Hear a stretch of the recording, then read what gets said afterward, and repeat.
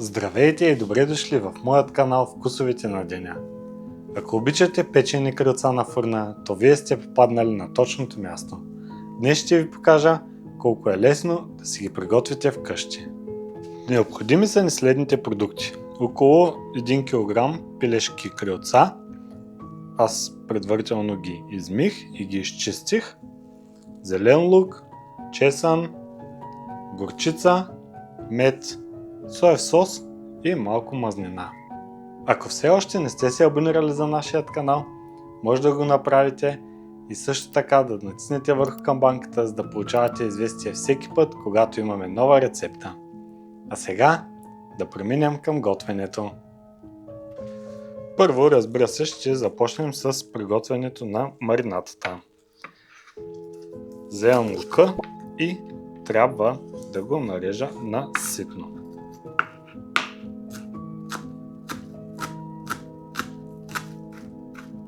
Колкото по-ситно, толкова по-добре. Ще го сложа в една купа.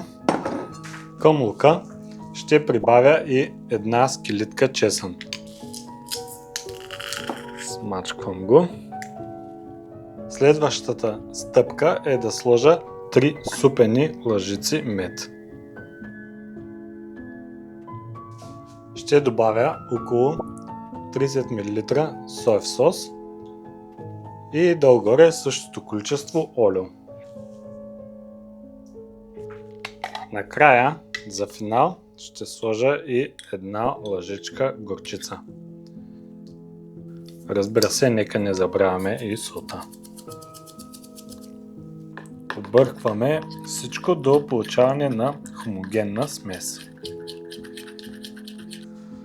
Пуснал съм фурната да загрее на 180 градуса с вентилатор и през това време започвам крилцата едно по едно да ги потапям в соса, в маринадата и след това ги нареждам. Ето така, по този начин ги правим всичките. За да получите перфектен загар от двете страни, може периодично да ги завъртате. Точно на време, аз докато приготвя крилцата, фурната загря и е време да ги сложа да се пекат.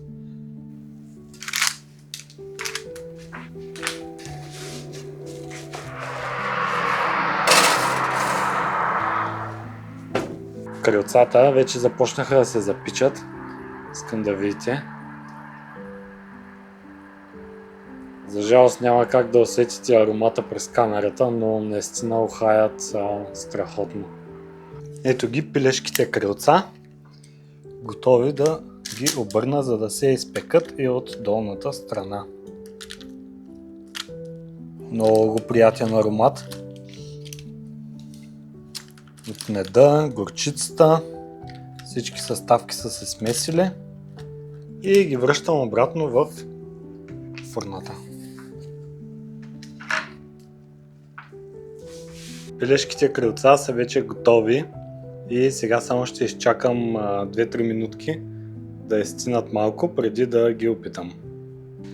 Време е да пробвам крилцата. Изглеждат супер апетитно, много добре се отделя месото